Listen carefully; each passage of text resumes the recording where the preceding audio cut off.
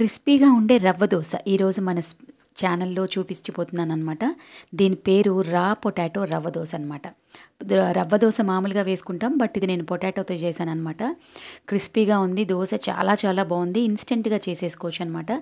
దీని కాంబినేషను నేను క్యారెట్ చట్నీ అయితే చేశాను. క్యారెట్ చట్నీ కూడా సూపర్గా ఉంది దీని కాంబినేషన్లో. మరి ఇప్పుడు దీన్ని ఎలా చేసుకోవాలో ప్రొసీజర్లోకి వెళ్ళిపోదాం. మీరు కనుక ఫస్ట్ టైం కనుక నా ఛానల్ చూస్తున్నట్టయితే ఒక్కసారి వీడియో స్కిప్ చేయకుండా చివరి వరకు చూడండి. మీకు డెఫినెట్గా ఇది చాలా హెల్ప్ అవుతుంది. ఒక బ్రేక్ఫాస్ట్ రెసిపీ అయితే మీరు చూసిన వాళ్ళు అవుతారు. సో ఫస్ట్ నుంచి చివరి వరకు అయితే తప్పకుండా చూడండి. ఇప్పుడు నేనైతే చిన్న సైజు 4 పొటాటోస్ తీసుకున్నాను అనమాట. 4 పొటాటోస్ని పీల్ ఆఫ్ చేసేసి వాటర్లో కడుక్కొని మంచిగా వాష్ చేసేసి చిన్న చిన్న ముక్కలుగా కోసేసుకొని మళ్ళీ ఒకసారి వాష్ చేశాను అనమాట. వాటిని ఇవన్నీ వాష్ చేసిన వెంటనే మిక్సీలో వేసుకొని పేస్ట్ చేసేసుకొని పక్కన పెట్టేసుకోవాలన్నమాట.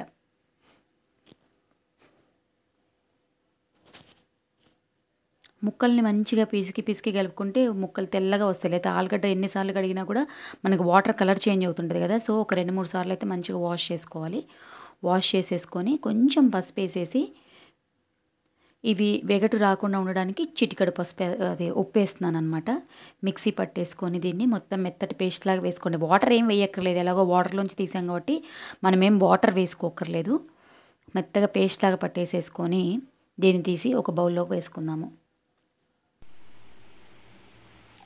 ఈ జార్లో ఉన్నది కూడా నేను కొంచెం అంతా కలిపి కొంచెం వాటర్ వేసి పెట్టుకున్నాను.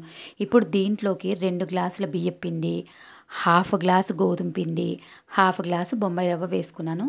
టేస్ట్కి తగినంత సాల్ట్ వేసుకున్నాను. కొంచెం జీలకర్ర, అట్లాగే సన్నగా తరిగిన పచ్చిమిరపకాయలు వేసి దీన్ని బాగా ఫస్ట్ కలిపేసేసుకొని అన్ని ఇంగ్రీడియంట్స్ అన్నీ బాగా మిక్స్ అయ్యేలాగా, పిండి రవ్వ అన్నీ మిక్స్ అయ్యేలాగా, అలాగే ఆలుగడ్డ కూడా తో మిక్స్ అయినాక ఎంత వాటర్ పడుతుందో చూసుకొని పోసుకోవాలి.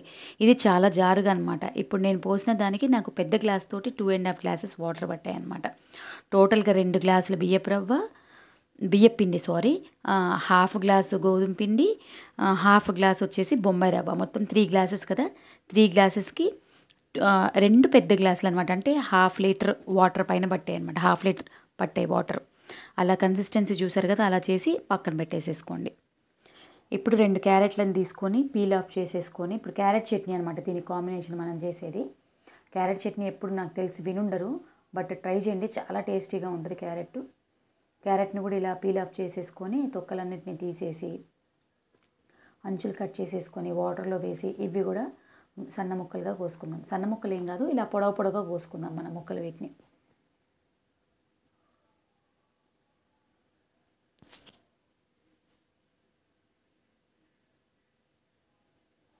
క్యారెట్లు మొత్తాన్ని కూడా ఇలా నేను 2 పెద్ద క్యారెట్స్ ఉంటే 2 తీసుకున్నానండి. క్వాంటిటీ తగ్గట్టు చేసుకోవడమే, దీనికి కొలతల్లాగంటూ ఏమీ లేవన్నమాట. ఇప్పుడు ఒక ప్యాన్ పెట్టుకొని 2 టేబుల్ స్పూన్స్ ఆయిల్ వేసుకొని దీంట్లో ఎండుమిర్చి, పచ్చిశనగపప్పు, ఇది వేయగానే కొంచెం పచ్చిశనగపప్పు, కొద్దిగా మినప్పప్పు,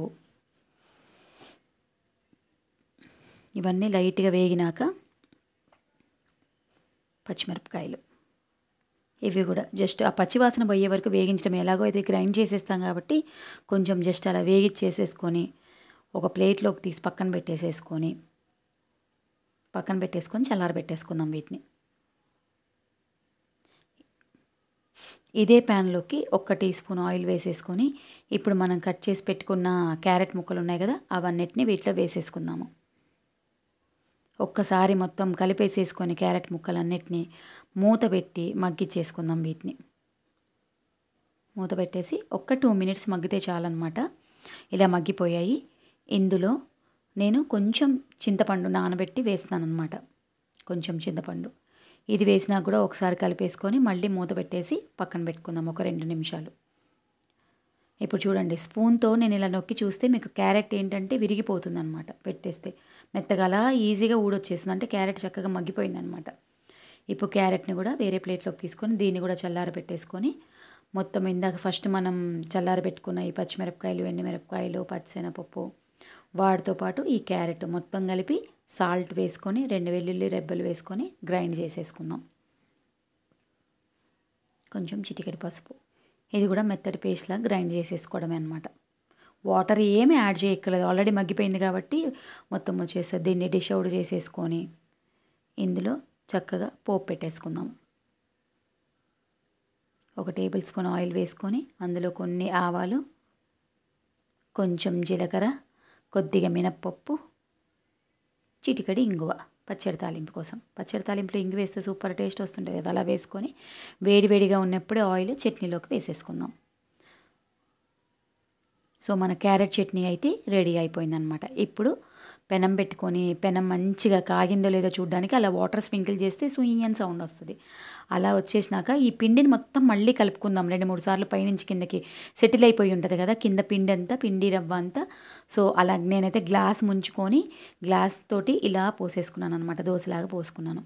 దీనికి ఆయిల్ కూడా ఏం పట్టలేదు, లైట్గా కాలడానికి చుట్టూతో కొంచెం ఆయిల్ వేసుకోవడమే తప్ప 1 స్పూన్ పట్టింది ఆయిల్, అంతకుమించి ఎక్కువేం పట్టలేదన్నమాట.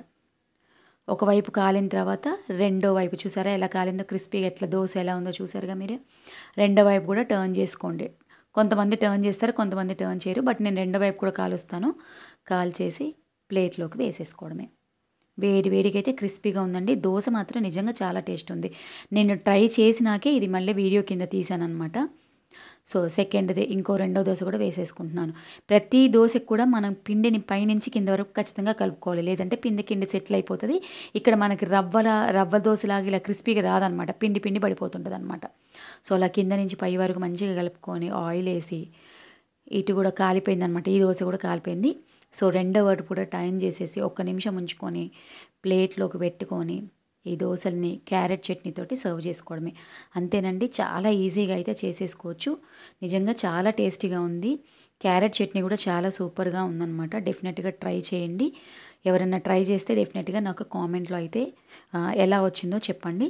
థ్యాంక్ యూ ఫర్ వాచింగ్ అండి. Bye bye very much. Thank you very much.